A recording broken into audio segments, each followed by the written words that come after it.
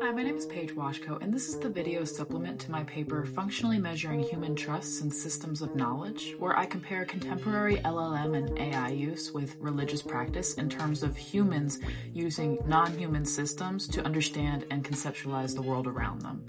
I am a senior at Virginia Commonwealth University, and I am graduating this December of 2025. So let's get into it.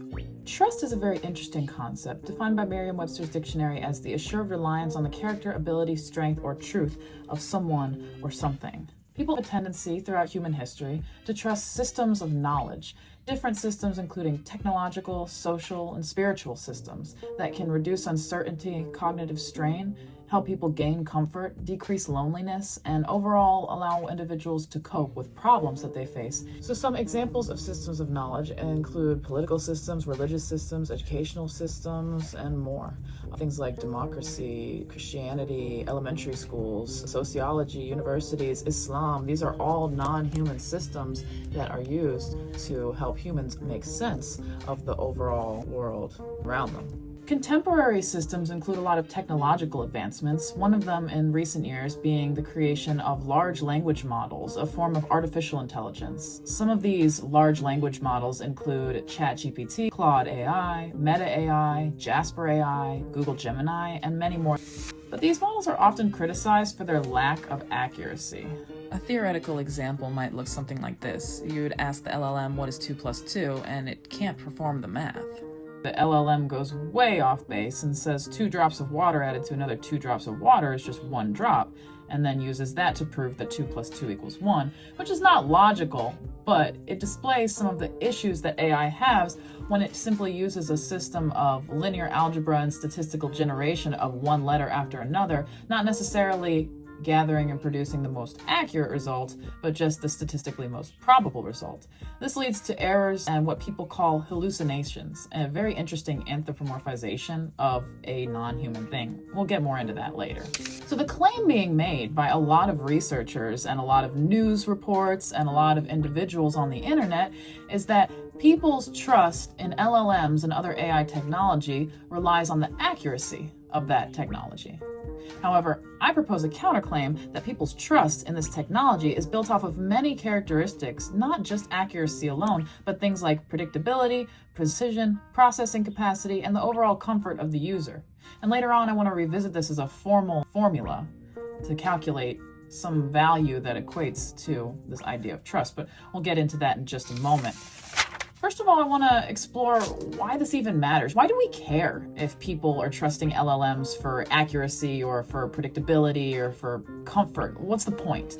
Well, basically, the idea is that over time, if we're not super interested in how accurate the LLMs are, but just interested in interacting with them in general, we might come to excuse their inaccuracies. We might absorb and retain the false information presented by them. It might, as a whole, change society and how people think and behave. And it could also increase the amount of inaccurate information that's present right now and make it an even larger percentage of the current information available in things like the internet and other databases. So at this point, you may be wondering what exactly qualifies me to talk about this topic. Well, I have spent the last 10 years studying at Virginia Commonwealth University and the University of Virginia to get an interdisciplinary degree in a variety of different topics like math, Islam, sociology, technology, Arabic, and many others to make a very well-rounded and long-spanning degree that sort of negotiates this space of humanities as they intersect with technology, which has become really critical to look at in the world as technology advances in its importance. So in that sense, having a really good grasp on both of those fields allows me to compare them. And I want to use that idea of comparison of humanities and technology in this project to explore a phenomena that I have recognized. And basically that phenomena is that when you look around at the way that LLMs are being used, it seems that humans are routinely trusting and relying on LLMs for tasks and for assistance with things that is largely beyond their intended use or official use, as officially stated by the advertisements of these softwares and the people that are making them. And so that is one aspect of it, but then the other aspect is that these users are also seem to be returning to use LLMs again and again, often excusing these what are called hallucinations, but basically errors to provide a satisfactory result. They are continuing to use them and continuing to go back to them. So let's imagine some theoretical examples that are based off real life examples. The user creates an AI girlfriend in ChatGPT, and then a ChatGPT update changes the way she acts, and then the user decides to invest more time into adjusting that so that they feel comfortable again, rather than just not using it anymore. Another example is, I don't know why I'm using ChatGPT again, but a professional uses ChatGPT for research, and that research turns out to be based on information that was actually generated by the LLM and is not real, which pulls their research into question. So that can make things very difficult for that individual when it comes to their credibility. And then if they decide to continue to use LLMs in their business, that exemplifies the phenomena I'm talking about. So that's where we have to ask ourselves, why are we doing this and what is going on here? And how do we understand a new contemporary technology with new contemporary research when people don't seem to really be understanding what's going on or really asking the right and most meaningful questions? We're chalking up LLM use to whether it's going to be accurate or not, when in reality, it has huge implications for people emotionally and for society as a whole. So I know that can be really scary, and it can seem stressful to wonder, gosh, how am I ever going to navigate this new and changing world? And I am here to say, don't worry, all right? Paige has got your back, and she's going to tell you exactly how we're going to investigate this contemporary system. And we're going to do that through a very lofty and potentially even difficult to digest parallel, right? And I don't want you to be afraid. I want you to bear with me. It's going to be okay. We're going to get through this, all right? And you don't have to be scared. Just be a little bit open-minded so I can present to you an interdisciplinary construction that really highlights how we can understand this contemporary system. Let's consider a paragon, Islamic religious practice. We're going to use that as a respectable, careful parallel to contemporary LLM use in a purely academic way. And I know some people will say, no, absolutely not. We can't have questioning of religion, and we can't have careless treatment of religion, and that it's offensive to do something like that. And I in no way intend to be offensive at all. That is not my goal at all. However, I believe that an academic investigation of any topic is critical for understanding, critical for advancement of knowledge, and I believe that our understanding as human beings creating technologies could benefit so largely from the amazing example that is set by human engagement with religion, specifically Islamic religious practice. And that's why I endeavor to create this careful parallel to highlight how certain aspects of predictability, precision, and processing capacity are present in many systems. When it comes to Islam, we know that this relationship between humans and Islamic religious practice is well over 1,000 years old, very well understood and extensively studied. However, the human relationship with LLMs is very new, unknown, and understudied. So while these concepts are completely different, they present a compelling amount of parallels in principle when it comes to human reliance and interaction on non-human systems. Before we get into comparing these systems of knowledge, it would be important to understand the realities of contemporary LLM use. People access and use AI in the form of large language models with all sorts of different emotions and purposes. Some people are searching for love. Some people are searching for comfort and heartbreak. Some people are angry and sick, seeking validation. Others seek out LLMs for sexual purposes and to flirt and form relationships. Studies have shown that people are viewing LLMs in increasingly more human ways. One of those examples is by the very notion of hallucinations. In a study by James Humphreys and Joe Slater, it's emphasized that the very notion of calling errors and technical mistakes by large language models hallucinations completely anthropomorphizes the whole notion. They highlight that programmers are using these terms and popularizing these terms in order to get people to not only view these systems as more human-like, but have them excuse the behaviors and the technical glitches. In a way, programmers are able to use clever wording and programmable features to create a compelling illusion of emotion and relatability. This illusion is effective at encouraging users to engage despite logical fallacies and clear misdirection, even straight up lies. In fact, according to Elon University's Lee Rainey, director of imaging in the Digital Future Center, roughly 1/3 of users report feeling lazy, manipulated, and untrusting of their LLMs. A similar number saw them as human-like, and over 52% of American adults are using LLMs for some purpose. This shows that not only are LLMs becoming very important and very common in daily use, but that people aren't exactly seeing them as completely trustworthy. People aren't 100% on board with everything that's going on. Not only this, but after certain updates, especially the ChatGPT 4 to 5 update, there were reports of individuals feeling heartbroken and completely devastated at the loss of the virtual companions they had built. Moreover, more results motivating the idea that it's not accuracy alone pushing users to interact with LLMs, but rather emotional attachments and dependence, involves a study done by Peppenmeyer and colleagues into the importance of explanation fidelity and user trust in output results of LLMs. This study revealed that results plus complex explanations led to users trusting accuracy of the LLMs less, whereas results plus simple explanations or even no explanation resulted in users assuming a higher level of accuracy. Basically, breaking it down in simpler terms, The more complex the answer was and the harder to understand, the less that users trusted it was even valid. And the more easy to grasp explanation was, even if it might not have been 100% correct or even explained at all, was trusted more often by users, showing that cognitive load and comfort and trust are they're inversely related.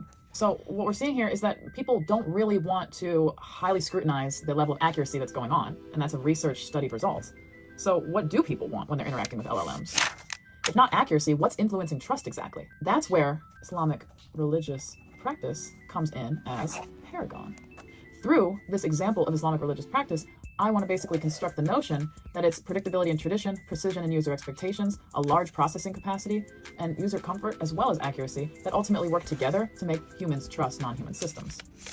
So if we think about predictability and tradition in terms of both the systems of knowledge of LLM usage and Islamic religious practice, we come into very different, however parallel, concepts. So we can think of basically predictability and tradition as a lower cognitive load and the expectation for certain characteristics. In the sense of Islamic religious practice, we can think of these as traditions, communal and sectarian customs, and specificity of practice, including things like prayer times, zakat calculations, fasting times, manner of prayers, and basically all of these elements that add a layer of existential meaning. For example, we have a history of sectarian divides within the Islamic communities, such as the Sunni and Shia Muslims that follow different customs. Now, who's to say which group is inherently right or wrong, right? We can't really necessarily say that one group is inherently practicing incorrectly. Both groups see all of their customs as inherently correct. Moreover, they see the other group's customs as incorrect. So even though they're practicing the same religion fundamentally, in this way, tradition and predictability and the elements of that practice are highly important.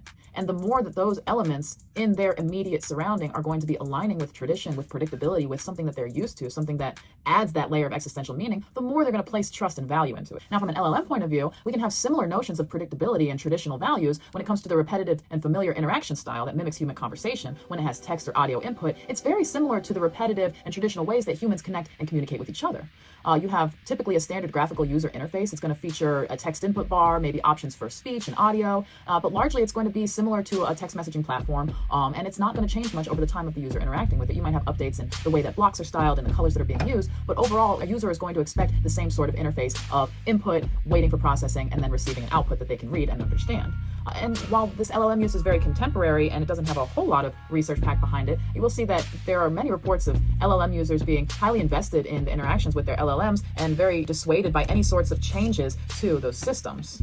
Even the notions that one's AI companion might no longer behave in the same predictable way can spell massive emotional distress for users. Now, when it comes to precision and user expectations, we can define precision as basically being this idea that humans are going to interact with these non-human systems in a way that is consistent form of delivery with the style, information, and communication that is going on, right? So when you think about it in this way, we can consider precision in the sense of systems of knowledge to be how much do the interactions with those systems rely on core data sets and core ideas and core principles that are precisely repeated and precisely touched upon throughout interaction, throughout engagement with the system, right? So when we think about Islamic religious practice, we can think of that core precise data set that is always being touched upon at every interaction of the user interacting with the system of knowledge as being set up by the core information and the core texts of the religion, such as the Quran, the Hadith, the madhab, or the different schools of Islamic religious thought, and the notion of tawakkul, or trust in God, which is basically one of the fundamental core principles of Islamic religious practice, is that you have this notion of reliability in God and trust in God, and that exists as one's main exercise. Goal in life is to be trusting as a Muslim, as somebody practicing Islamic religious customs. And so it is said in the Quran, and whoever has tawakkul, then Allah is all that he needs. Thus emphasizing the notion that when one is able to continuously touch upon notions of tawakkul, constantly touch upon notions of what the Prophet Muhammad prescribed in Hadith, what was revealed in revelations that became the Quran, when these notions are touched upon continuously in an Islamic religious setting, when users are interacting with the system of knowledge, it creates precision. It creates a user expectation that's constantly reinforced through these sets of data. In a similar fashion, we have a parallel notion in LLM usage as a system developing off of a core data set that is largely going to be the internet. The internet is a very interesting thing because it's been around for many years and it contains a huge amount of not just data, not just information, but human interaction. Instances of humans, instances of language and ideas and items and historical events and people and places and things being defined and used in contexts that can teach an algorithm, an LLM, a model, a system, how to behave like a human.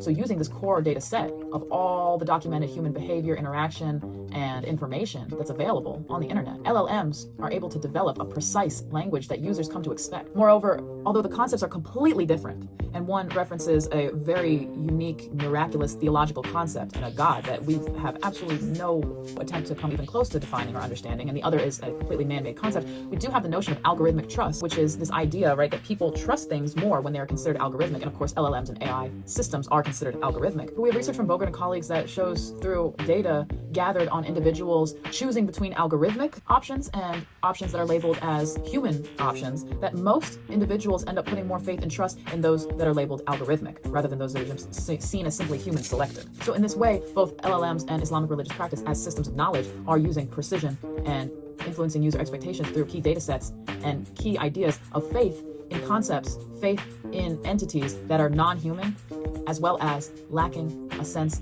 of epistemic verification and verifiability. We also have the notion of processing capacity.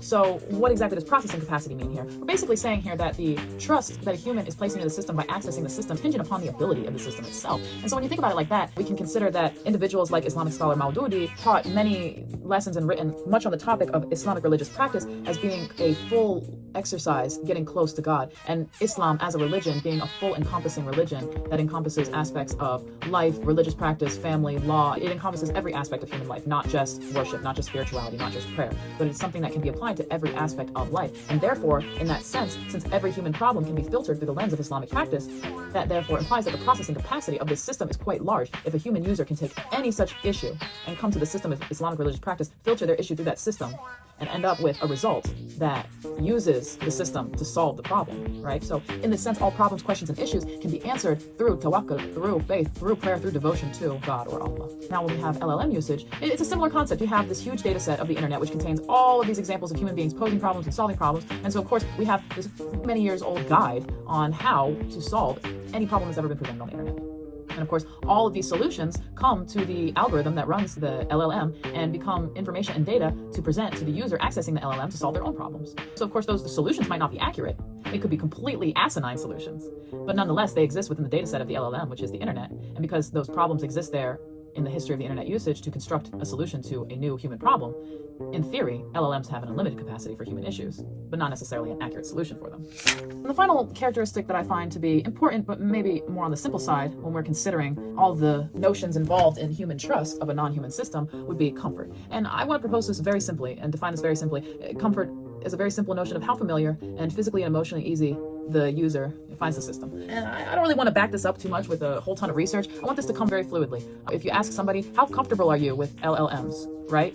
And they say, I use them all the time. Well, there we go, high comfort. Or if they say, I wouldn't trust them, I wouldn't touch them with a 10-foot pole, low comfort, right? With Islamic religious practice, right? Pretty easy. You ask somebody, how familiar are you? How comfortable are you with Islamic religious practice? Oh, I pray every day. I'm Muslim. High comfort. Oh, I'm an atheist. I don't even like religion at all. Low comfort. So with those kind of notions, and the reason I want to present comfort lists is for a purpose. We define predictability. We define precision. We define processing capacity, right? With all of this evidence. But why is comfort so straightforward? Well, when it comes down to it, we're defining, right, an abstract set of variables and characteristics to better understand why people are trusting, why people are relying on systems, right? And so maybe these variables that we came up with in this project so far are not valid for an actual experiment being done. Maybe we need to add comfort. Maybe we need to get rid of it. Maybe we need to add predictability, precision. Maybe we don't need those things. At the end of the day, what I want you to understand and what I'm trying to construct theoretically here is the idea that we might need comfort as a variable. We might need accuracy. We might need predictability. We might need precision or not. If we add these things together, we're going to get some values, some data. If we don't, we're going to get some other values, some other data. They're not equal. They're just not. And that doesn't mean that this value in data is more valuable and more data. It doesn't mean that this value in data is less valuable and less data. It just means that they're different and they're going to apply to different projects and different ideas differently. I don't think that LLM use, which we brought up earlier, bringing it back to our claim and counterclaim, I just don't think that human beings are trusting LLMs because they're super freaking accurate. And I don't think that if the accuracy goes away, that they're going to stop trusting them. I think that these things are very important, right? And so that's kind of what I've been trying to help motivate here with this video and this conversation and these examples. And if you want more in-depth understanding of how exactly am I defining and justifying precision, how exactly am I defining and justifying predictability, I highly encourage you to check out the paper that goes with this topic. I don't want to get super technical into this video. I don't want it to be an hour long. I want to keep it nice, tight, and simple. But if you'd like to go more in depth into the research, into these citations that I have listed on some of these charts charts. So more in depth into things like Tawakkul and the notion of algorithmic trust in that research project, definitely check out the paper that's attached. All right. But I want to come to my final conclusion, the whole point of this, right, which was to make this mathematical construction. So I know that math seems really scary, but no, not scary. It's actually scary simple. I want to make it scary freaking simple. All right. It's so simple that I felt inadequate and like an imposter to sit here and claim that this is math, and it's math. I promise you this is math, right? So I want to construct a function of human trust. Let's imagine that this function of human trust is defined as the trust function of some human user X. So that could be human 1, human 2, human X, any human that's being tested, right? And they're going to have a trust value that's calculated by adding together their measurements of how accurate, predictable, precise, and comfortable they are with the system and how much processing capacity it has. And they're going to do this in many different ways. The ways that these values can be calculated, there's so many different ways you could come up with these values. But this is an abstract notion that I want you to try to understand, even if it's a really simple thing that we're trying to conceptualize here. And that simple thing is basically that inside of the human brain, there is this measurement of trust in non-human systems, where basically the human brain is going to add together the amount that they trust its accuracy, how predictable they feel it is, how precise they feel it is, how much processing capacity that system has to attend to their needs and solve their problems and ease their cognitive burden, and ultimately how comfortable they are with the system. And they're going to assign weights. Oh, I should add another one here. They're going to assign weights to these variables, right? And those variables are going to have different levels of importance to those different users depending on who those people are and what they value. And now the only way that you're going to be able to figure out the values to assign to these variables comes in things like surveys, studies, research, right? You're not going to be able to just calculate these off the top of your head, right? You need to have human users, X number of human users, to determine values for these different variables, add them together, determine how much those variables matter first, add them together, and then you're going to end up with some sort of TR h of X value. With that in mind, try to conceptualize that for a moment. Try to conceptualize what that means here. And we're going to do a quick little example to try to solidify this, right? So imagine that we have the following data from a survey of users. We have H1, H2, H3, and H4. These are 4 different users, right? These are 4 different people, essentially. Think of them as human beings.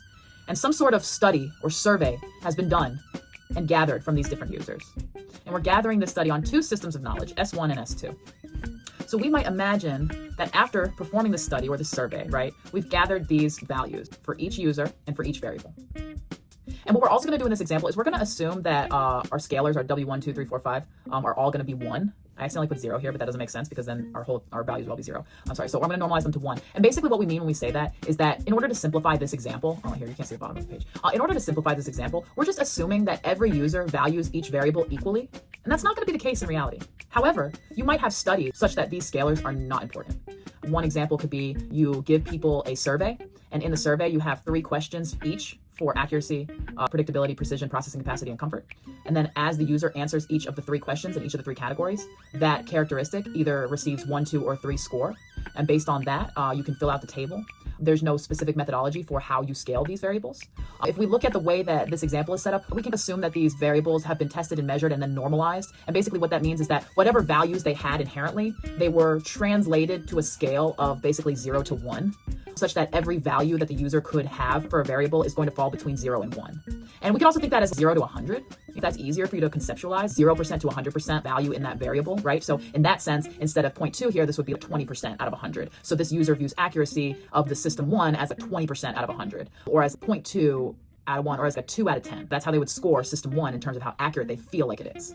And then in predictability, it might be a higher score. And basically they would get that by the way they answer the survey or the way that the data is collected. It would show the researcher like, okay, well, this user doesn't view the system as very accurate, but it looks like they have a slightly higher sense that the system in and of itself is predictable and in and of itself has a high precision. And so in that way, rather than just seeing, oh, this person trusts the system or doesn't trust the system, this person thinks the system is accurate or doesn't think it's accurate at all, we have these different data points that we can not only use to get a much more complex total value of trust, reliance, and dependence, but we can also figure out ways to measure the user's feelings of importance in these different characteristics and these different variables through more complex surveys, more complex data calculation, more complex research to figure out how these characteristics actually weigh in importance to the user, which would make the information in the data available that much more specific, that much more detailed, right?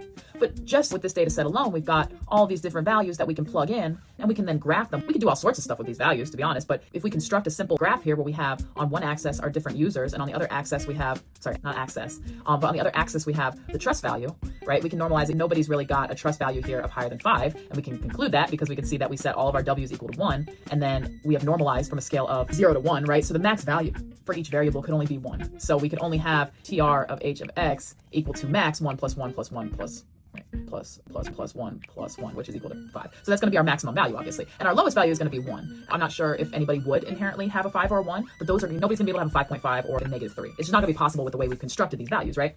And then we can plot them, and we can see that we've got some users that are higher than others in terms of the way that they value the TR of these systems, right? And so then from that point forward, we would use this data and we would try to make observations. We would look for trends, patterns, meaning. What is this data telling us? Off the bat, maybe we would say something like user H2 and H4 seem to have higher scores in S1. This is S1, by the way, and this is S2. I didn't label that. Sorry about that.